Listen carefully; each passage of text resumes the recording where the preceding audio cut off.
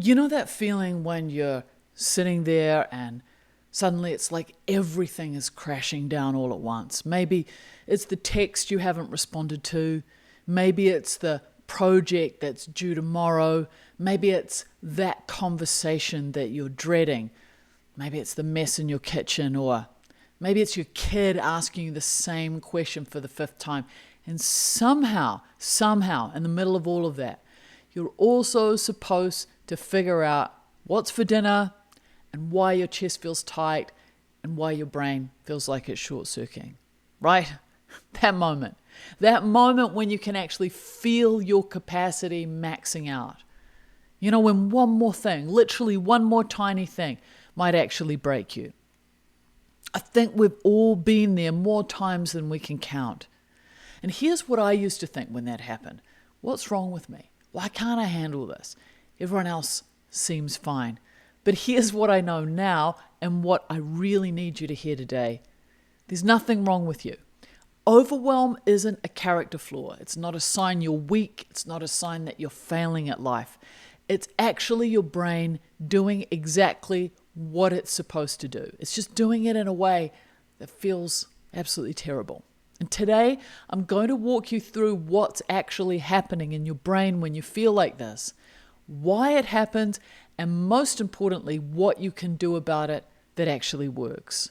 All right? Not some just think positive stuff, but real tools grounded in neuroscience, real tools that you can use even when you're in the thick of it.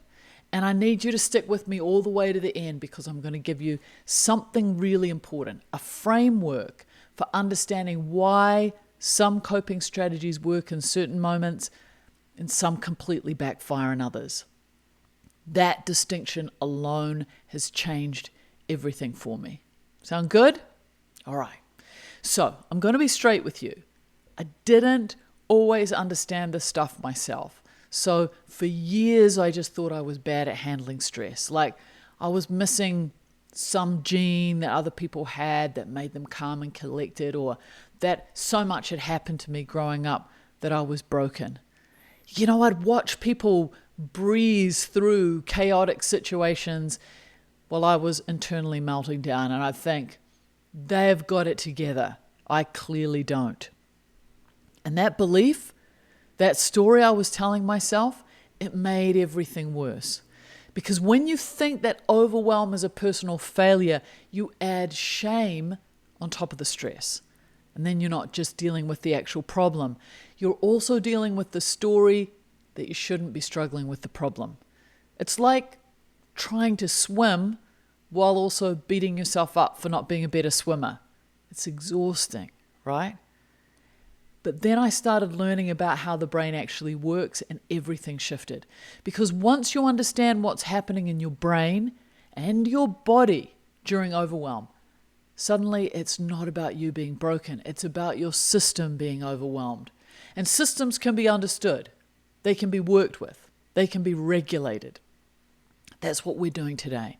I want to take the mystery and the shame out of overwhelm, and I want to replace it with understanding and tools, and honestly, a lot more self-compassion. So before we dive in, I want to set some expectations about what this is not going to be. All right? This is not going to be one of those 10 quick hacks to never feel stressed again, because that's not real, and honestly, I don't know, it's kind of insulting. You're a complex human being. You're living in a very complex world. So your emotions aren't something to hack away. They're information, they're messengers. And sometimes they're absolutely appropriate responses to genuinely overwhelming situations. So we're not here to eliminate overwhelm from your life. That's impossible. We're just here to change your relationship with it. I want to help you understand it. I want to help you work with it. And over time, I want to teach you how to recover from it faster and really with more grace. I'm also not going to tell you just how to breathe through it or stay positive without explaining why those things work and when they work and when they actually don't work at all. Because here's the truth.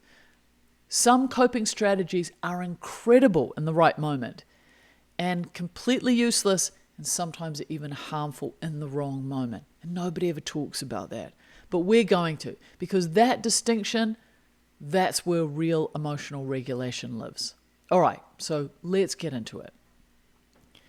So the first things first, what even is emotional overwhelm? But at its core, it's pretty simple. Overwhelm happens when the demands on you exceed your current capacity to cope. That's it. It's not about being weak, it's about capacity. I want you to think of it like a cup. So your cup has a certain size. That's your capacity on any given day. And life is constantly pouring things into that cup. Deadlines, emotions, decisions, interactions, information, worries, responsibilities. And when that cup's almost empty, you're fine. You can handle more. But when it's getting full, you start feeling stressed. You start feeling a little shaky. You start feeling a little less patient. And when it overflows, that's overwhelm. And here's the thing. Your cup size isn't fixed. It changes based on how much sleep you got, whether you've eaten, what you've eaten, how safe you feel, how connected you feel, whether you're dealing with grief, burnout, trauma, or chronic stress. So some days your cup is a big bucket, and some days it's a shot glass, and that's normal. But here's what overwhelm actually feels like in your body. So your thoughts start racing, or they shut down completely. Your chest gets tight, or your stomach drops. You might feel frozen, like you can't move, you can't make a decision. Or you might feel frantic, like you need to do everything right now. Or you might snap at people you love, or you might cry out of nowhere, or you might feel totally numb. Does that sound familiar? That's your nervous system saying, we're at capacity, we're not safe, we need help. And your brain is trying to protect you. It's just doing it in a way that feels really, really bad. Okay, so let's talk about what's happening in your brain when you're overwhelmed. And I promise I'm going to keep this simple. You don't need a neuroscience degree to understand it. All right, your brain has different parts that handle different things. So first of all, there's the amygdala. I'm sure you've heard of the amygdala.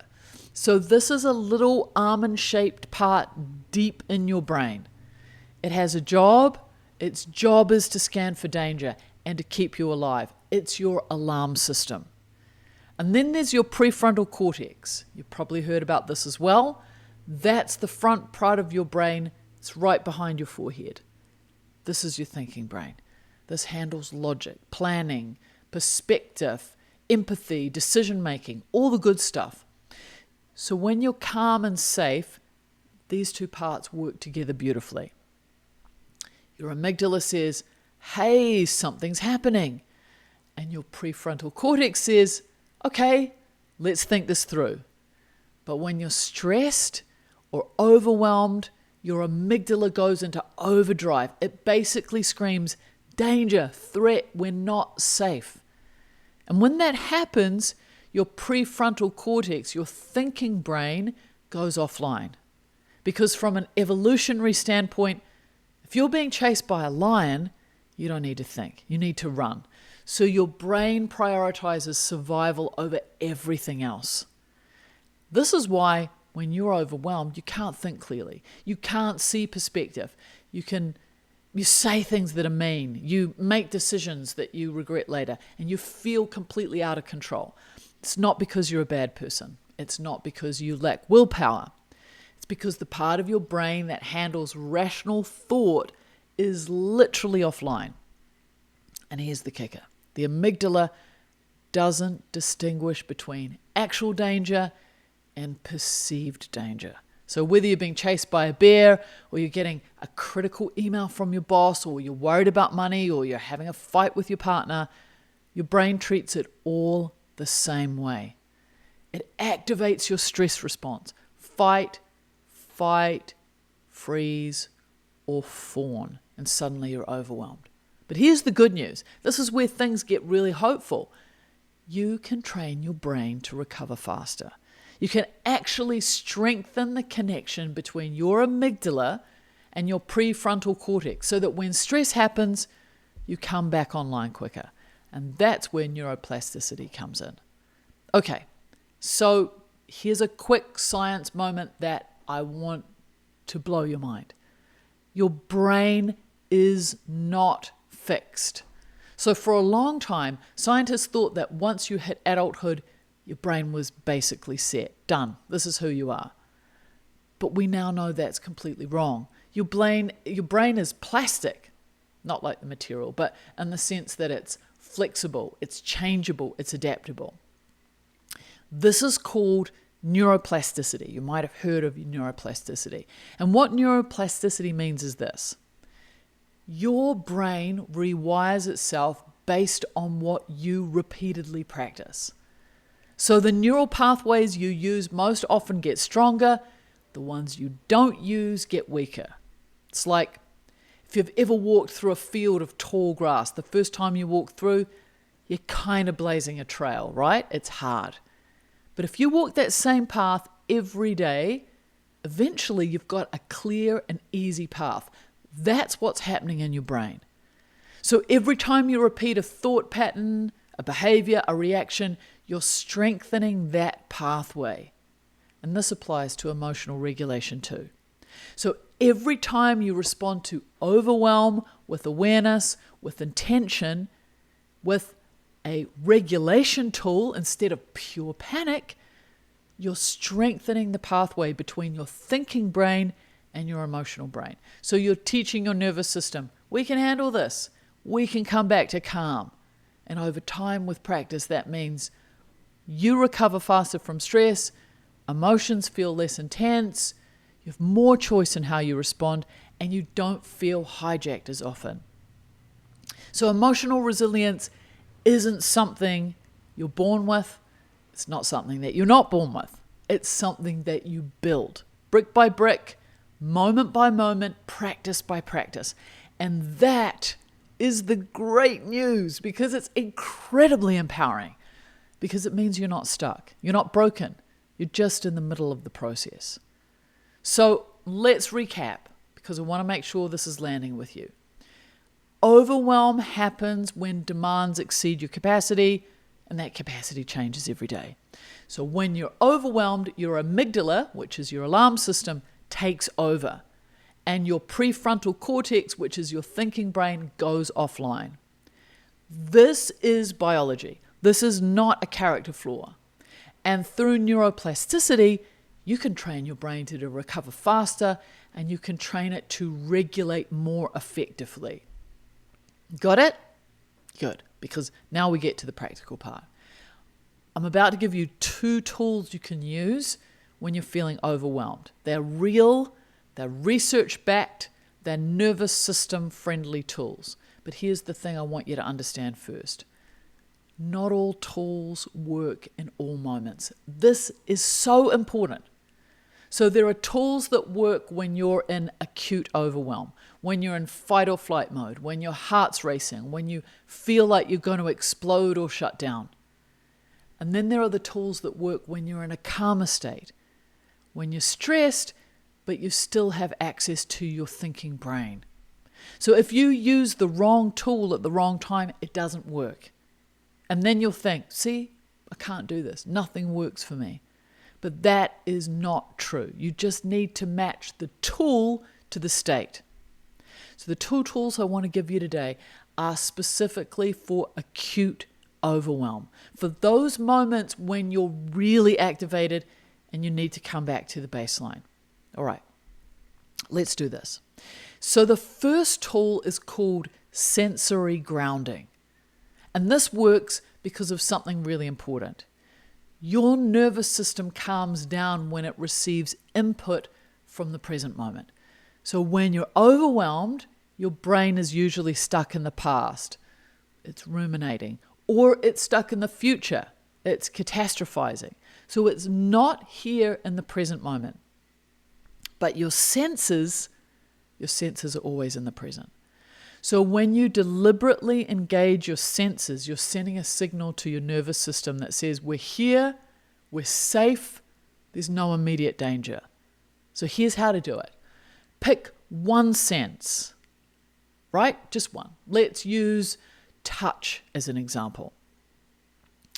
You find an object near you, anything, a mug, a pen, your shirt, a pillow, and for 20 seconds, I want you to focus entirely on the physical sensation of that object.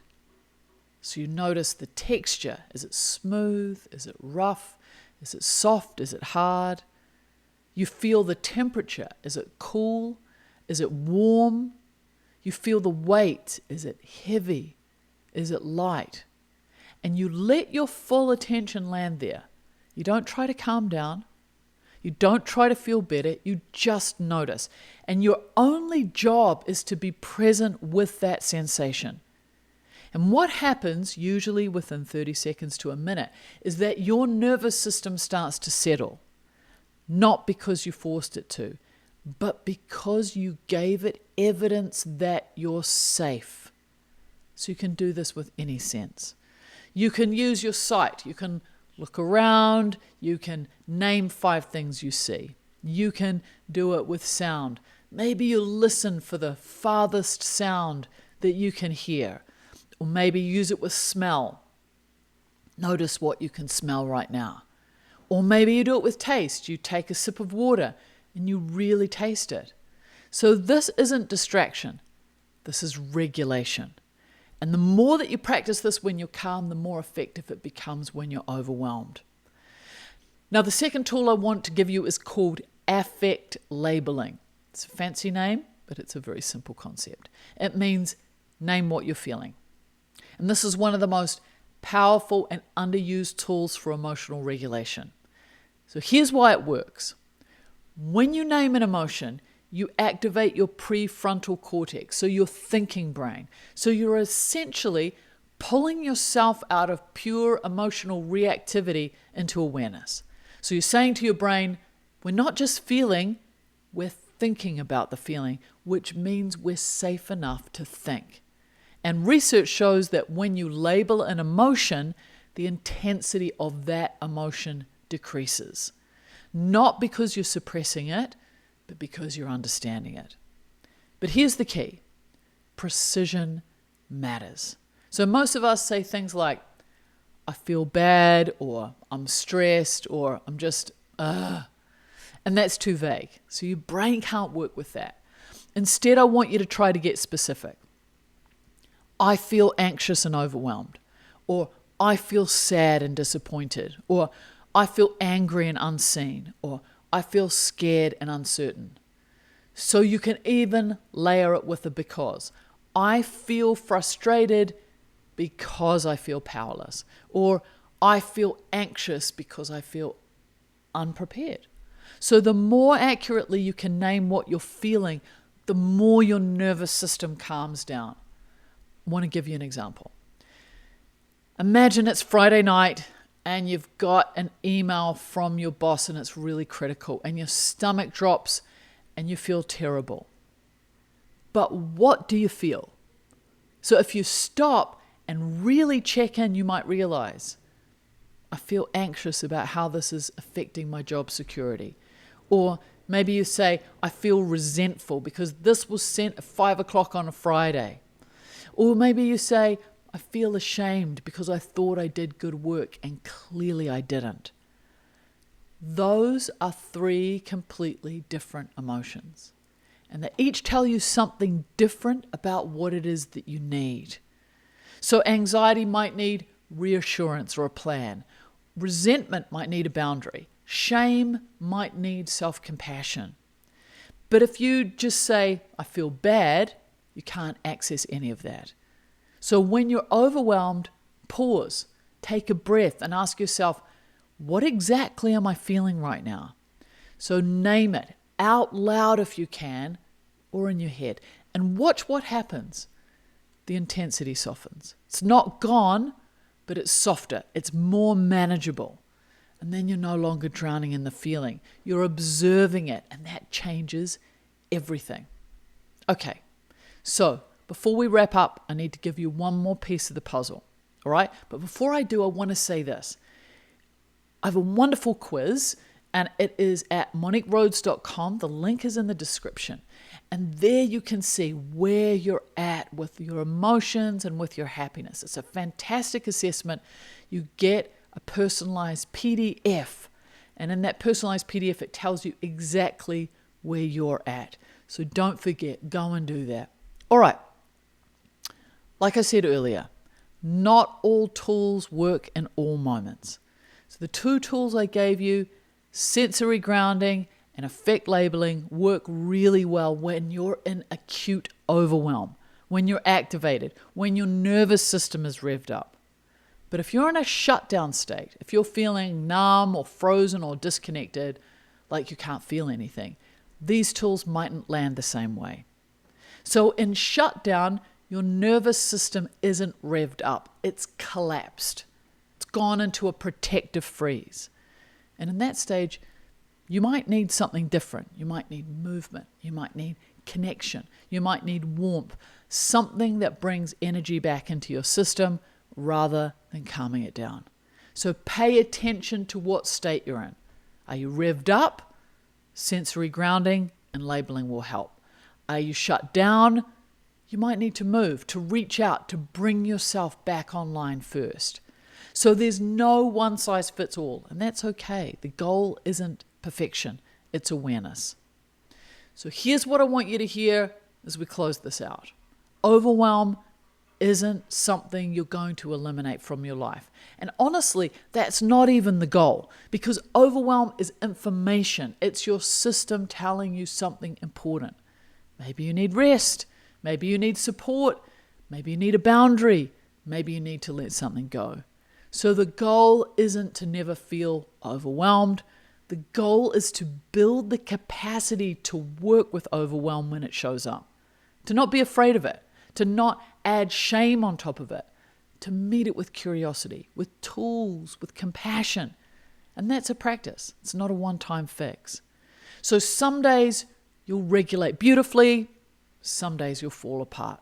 And both are okay because you're not trying to be perfect. You're just trying to be human. And every time you choose awareness over reactivity, every time you use a tool instead of spiraling, every time you meet yourself with kindness instead of criticism, you're rewiring your brain. You're building resilience. You're changing the pathway. And that matters more than you know. Okay, here's what I want you to do this week. Just pick one of these tools, just one, either sensory grounding or affect labeling, and practice it, not just when you're overwhelmed, but also when you're calm, because the more you practice in calm moments, the more accessible it becomes in hard moments. And then I want you to tell me what you notice, what shifted, what was hard, right? And if you want to go deeper, if you want to understand about how your nervous system works, how to regulate in different states, how to build real lasting emotional resilience, come and do the personalized happiness quiz, and let me see where you're at. All right? So for now, just know this. You're not broken. You're not too much. You're not failing. You're a human being with a nervous system that's doing its best to keep you safe. And with a little understanding, a little practice, and a lot of self-compassion, you can learn to lead yourself through overwhelm with so much more grace. I believe in you. I hope this has been helpful. As always, be kind, take care, go gently in the world.